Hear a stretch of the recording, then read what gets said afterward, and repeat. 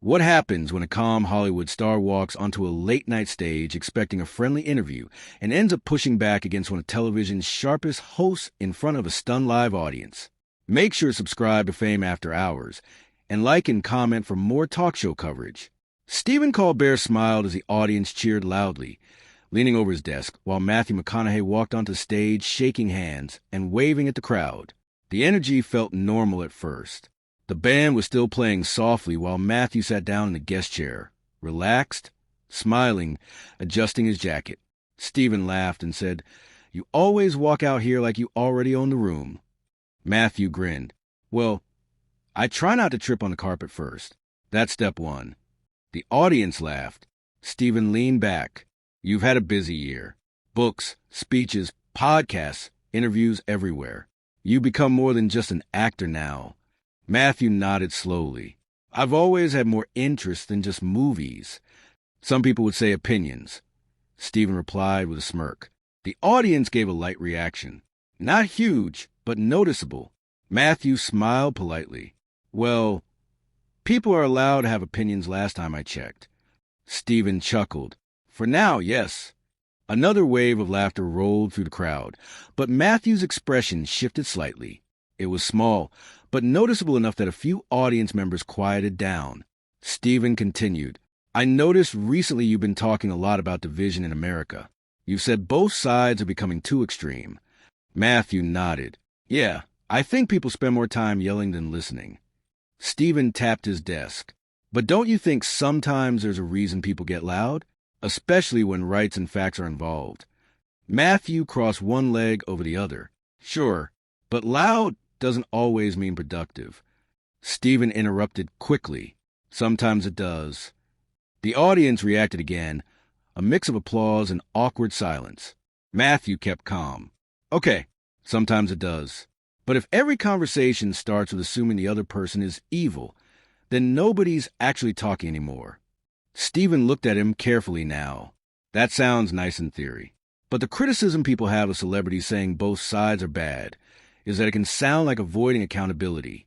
Matthew tilted his head slightly. "Avoiding accountability for what exactly?" Stephen smiled tightly. "For misinformation, harmful rhetoric, dangerous politics." The room got quieter.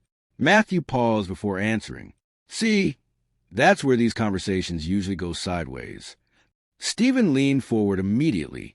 "How so?" "Because suddenly," Matthew said calmly, "if somebody says maybe we should slow down and actually hear each other out, they get treated like they secretly support something awful."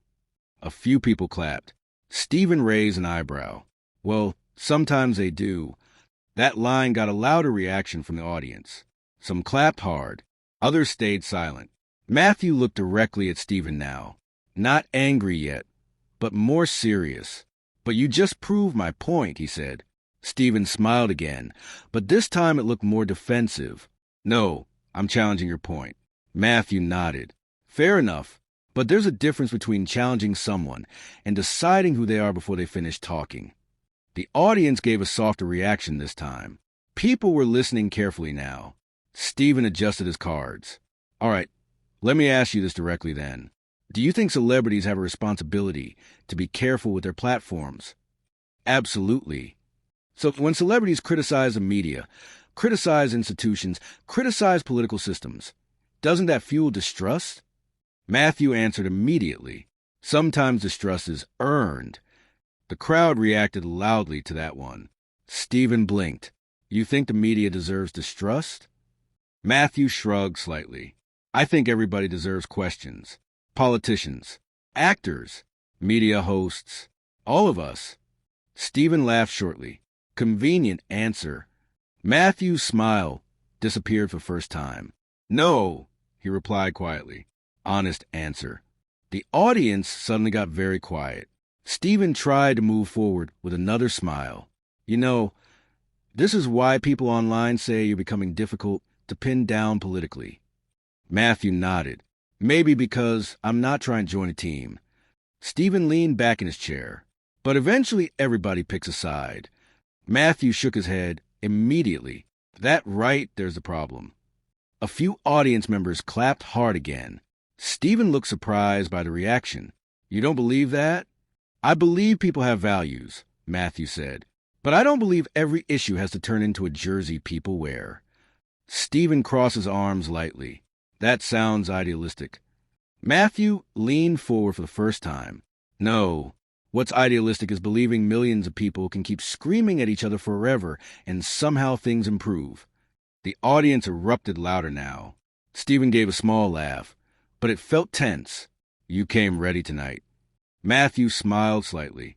No, Stephen, I came ready to talk. Big difference. The audience reacted instantly.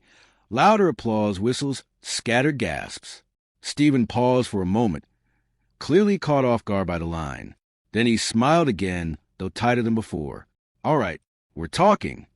Matthew nodded calmly. Good. The atmosphere had completely changed now. What started as a normal celebrity interview suddenly felt unpredictable. Even the audience seemed unsure whether they were watching a discussion or the beginning of an argument. Stephen shuffled his notes again. Let's talk about your comments on cancel culture then. A loud "oh" came from the audience. Matthew laughed under his breath. See? That reaction right there tells you everything. Stephen pointed toward the crowd, jokingly. That's not me. That's America. Matthew replied instantly. No, that's fear. The crowd went silent again. Stephen stared at him for a second before speaking carefully. Fear of what? Matthew answered calmly. Fear that one wrong sentence means you're suddenly the enemy. And for the first time all night, Stephen Colbert didn't interrupt him. The applause slowly faded, but the tension stayed in the room. Stephen adjusted himself in his chair and smiled toward the audience, trying to lighten the atmosphere. Okay, he joked. I didn't realize tonight was going to turn into cable news. The audience laughed, though the energy still felt divided. Matthew smiled politely. Maybe people are just tired of conversations that sound rehearsed. Stephen immediately responded. Or maybe people are tired of celebrities pretending they have all the answers. Matthew nodded. I agree with that too. That answer seemed to catch Stephen off guard for a second. Matthew continued calmly. I don't think actors should act like political prophets. But I also don't think hosts, journalists, or commentators should pretend they're above criticism either. The crowd reacted loudly again. Stephen leaned forward. You keep circling back to media criticism. Because media shapes culture, Matthew replied. What gets amplified matters. Stephen pointed toward him. But doesn't that include podcasts and influencers too? Or are we only blaming television? Matthew smiled slightly. No, everybody contributes. But traditional media still has enormous power. One headline can shape millions of opinions before facts even settle. Stephen shook his head. That sounds dangerously close to anti-media rhetoric. Matthew answered instantly. See, there it is again. Stephen frowned. What? That move, Matthew said calmly. The second somebody critiques the system, they get pushed into an extreme category. Stephen interrupted. Because language matters. Matthew raised his hand slightly. I agree, but intentions matter too. The audience clapped again.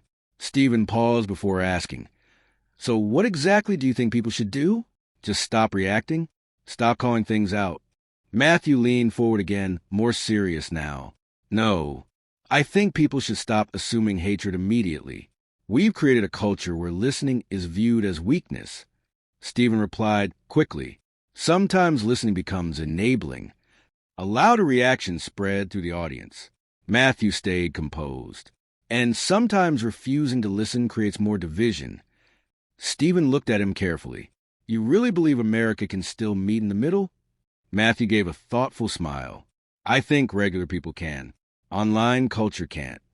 That line got one of the biggest reactions of the night. Stephen laughed softly. Now that might be true. The audience laughed too, finally releasing some tension.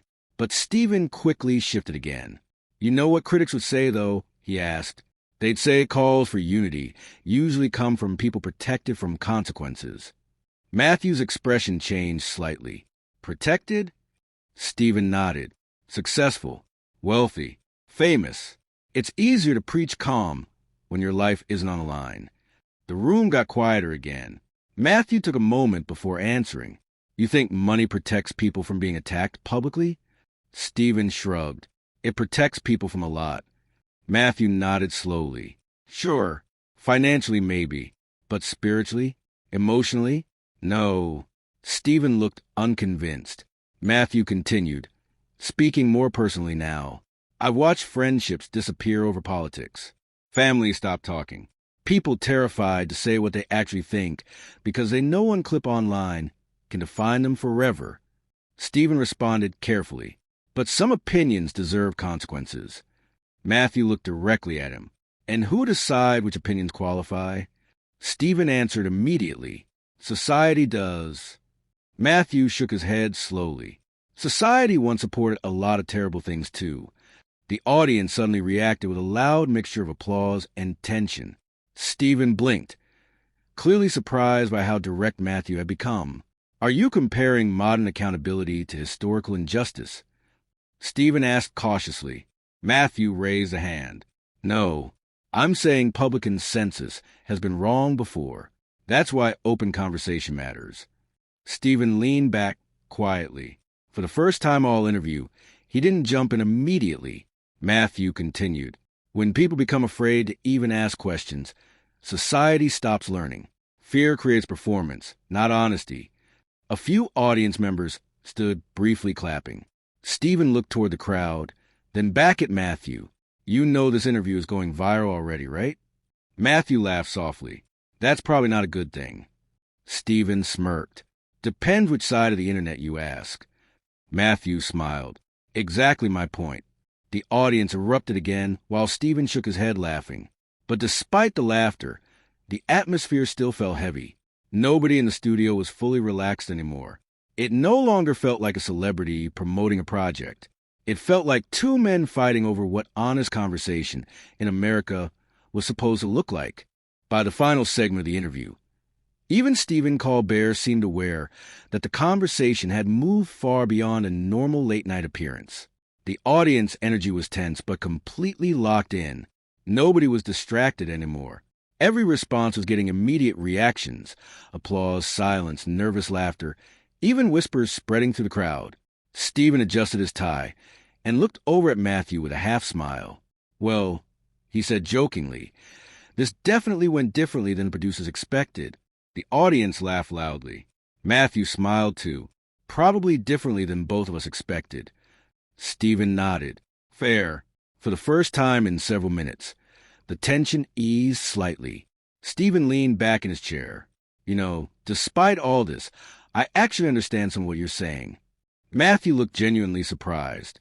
I appreciate that. Stephen continued carefully. I do think people are exhausted. I think social media rewards outrage. I think people jump to conclusions too quickly sometimes. The audience applauded. But, Stephen added quickly, I also think there are people who hide behind the idea of just asking questions when they're really spreading harmful ideas. Matthew nodded slowly. Sure, that happens too. Stephen pointed at him immediately.